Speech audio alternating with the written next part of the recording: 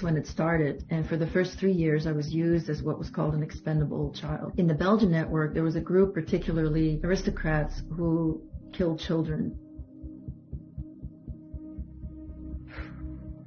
So a few times I was in situations like that I just happened to not be killed. So in this network, you have to understand it's a murderous network. Expendable children, that means that they can be killed. That's to say, it was clear that their lives wasn't valued, so those children could be used for anything. That could mean they could be used for torture and killing. So it's very hard to talk about what happened to me during those first 3 years because it was very extreme. So I was in quite a few extreme situations. I was sometimes taken to bars and given to the men there, but other times I was taken to castles and then waiting with a handler until until the first group of people had left, and then at the late hour the younger children were brought in. Sometimes I was taken to somebody's house for the day. My mother would keep me out of school and then just drive me to somebody's house. And then whatever was necessary, I have remembered things about being in extreme situations with, where other children did die. So my mother was being paid for this. What would happen then with an expendable child is the parents get paid. Of course, there's no contract. Nothing is in writing. It's all very vague. My mother's denial itself took care of a lot, but there was money exchanged, and her contact person was this countess. But let's say if I would have been killed and, other children were, then a doctor who was part of the network would have been able to write a death certificate, and bring up. So in 1972, I was traded by the boss of the network to an international player, somebody who was in the international network that the boss of the network wanted to do business with, wanted to be in their good favor, because this was someone who had global power. And this person apparently had this countess ask my mother who my father was, and also they drew blood. Anyway, they found out that I'm from one of the bloodlines, which is something that in this global network is very important.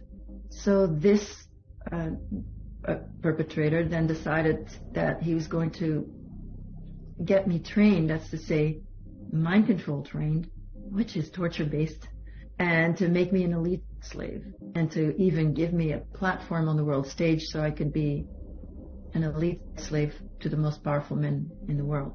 So elite slaves are trained, most of them are trained from a very young age, and they can be people who are actually famous, but are actually being used as slaves because it's all about the same kind of mafiosi style. I was being trained to spy, and also I was literally trained to make men fall in love with me at age 9. It was about a month long initially, but it was really a year long. The whole training was a year long, and meanwhile I was already being used. I was taken to Germany on weekends and spent it with someone who I realized later was a very big politician in Germany at the time. I mean, I was, not only did he really like me, but I was also spying on him, and I was reporting about his weakness then to who had become my owner, which was this international network. Basically, when I was going to Germany on the weekends with this, being driven there by handlers of the Belgian network and then dropped off in places, picked up by on the side of the road, actually a quiet road, by this politician, and then I would just simply drive with him. And so because I had been trained, I knew how to not be, not call attention to myself. He would check in, and this was very similar each time. It was always very idyllic, beautiful places on the beautiful rivers in Germany, in some small hotel pension, and there's maybe 3 or 4 rooms, and so he would have the whole hotel to himself, but we would sleep in the same bed. And then, of course, it would be it was all about pleasing him, and for him, I know that there was a great joy, or maybe pleasure is the right word, in having these people, just fawn all over him and be so grateful and lucky that this very important person is visiting them and is gracing them with his presence. And they would say that, if anything, he would say that I'm his niece. But of course, my German, he actually taught me to speak German, this politician. Better. I didn't really speak it very well. So when we were alone, there was a lot of buts. I had a lot to do about. He was also just very happy. He seemed just very happy to be around a little girl that was there for him in this way that I was, just listening. I thought, I thought he was great and he was a really good man. And that was my training, of course, as a slave, is to flatter him to the max so that he would feel really good about himself. And that's how he got to feel good about himself. And so he clearly enjoyed the physical closeness a lot, and the warmth, and what then appeared to be love for him, I think. So this 1 year was very peculiar, that I was actually being groomed then on a big scale. And my owner, if I can say that, obviously this person who wanted to own me as a slave, had plans for me, and this was discussed even with other people in the network. So it was decided I was going to be a star in France. Everyone was treating me like a star. That's really all I can say. And I had somebody who was giving me facial massages, other massages, but nothing creepy about these massages. There was a photographer, nothing creepy about the photographs, even though I was naked. Everybody was just making me into what I was to become, which was a French singer. There was a singing coach there, actually, and I was, again, there was nothing I could do wrong. Everything was positive. So there was no correction. It wasn't really correction. Everything was, it's like kind of how we are taught now to treat our kids, to just focus on the positive. But I never experienced that before. And suddenly there's this voice coach, and, he brings out the best out of my voice, the purity of the voice, and teaching me to sing certain songs, again, through repetition, certain French songs, Edith Piaf, Jacques Brel.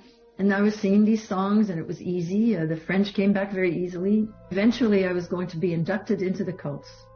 And so being inducted into the cult eventually was sort of my graduation, I guess, or it was to be the beginning of my new life, let's say. And there's been a lot of talk during that year about what my life was going to be, how comfortable, the most beautiful apartments in Paris, the best house on the Côte d'Azur, the yacht, the respect, the platform. Everybody would think I was the best singer, actress in the world, and I would get all the magazine out. It was all prepared, and it was just that what I had to do to belong eventually was just too much.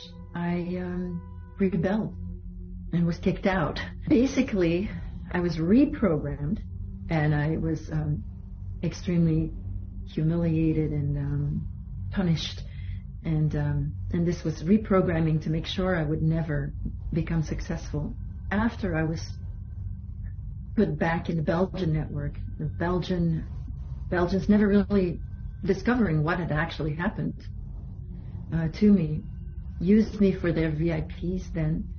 But a young gangster came into the network, and he had power in the Belgian network because he wasn't afraid to use a gun. But eventually, a year later, he ended up rescuing me. So now it's back to my mother driving me to the network. And once this gangster showed up, things changed a little bit, because he would keep me longer and so forth than usual, and so also groomed me for 6 months, in fact, and it started by protecting me and then ended up abusing me worse than anybody else. Such violence, and then, that would have resulted in my being murdered. And then he had a change of heart. And then he made a deal with the boss of the network to get me out. The physical circumstances of this gangster's name is Patrick Hammers, and the politician who was in charge of the network is Paul van den Boeynants, who had a long career in politics in Belgium, and the gangster had also quite a fascinating career in crime. And the deal in 1974 that was made when this gangster was 22 years old, I think, or 23, was that he was going to work for the politician to get me out. He was going to become his whatever left-hand man. And what he did at age 11 is he gave me instructions for life, and they were extremely detailed. He told me never to never sleep with anyone for anything, never do it, that I should not become a drug addict, that I should never buy. He told me I should not become an alcoholic. I could have a little wine here and there, but I should never drink too much. No hard liquor, once a week for hard liquor, or some crazy rule like that.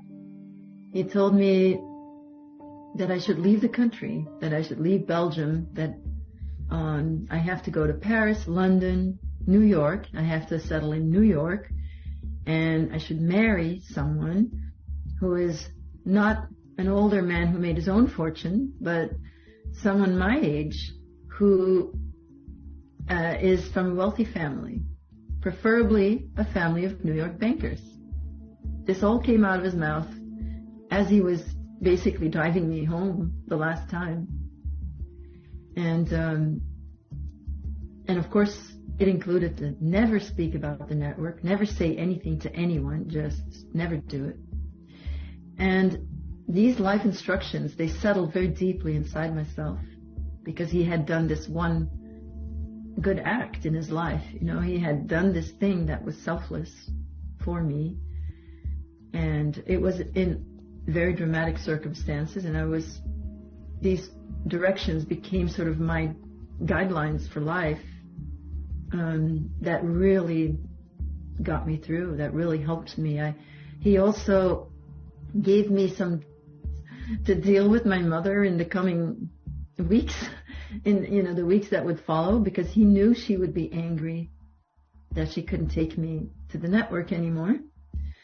And he told me to try to leave that house as soon as I could. So once I was rescued from the network, I really was never trafficked again. I followed those guidelines that had been given to me very, very closely. So at age 16, I actually ended up in the red light district in Antwerp. And because of this direction, I never slept with anyone. I was able to reach high functioning levels again, and not just function well in society, but have more empathy and love for people, and really heal as a human being and as a soul. And I think it's important to look and uncover this darkness, however hard that is for each person, before we can actually create that change. And I think ultimately we are the ones that need to change.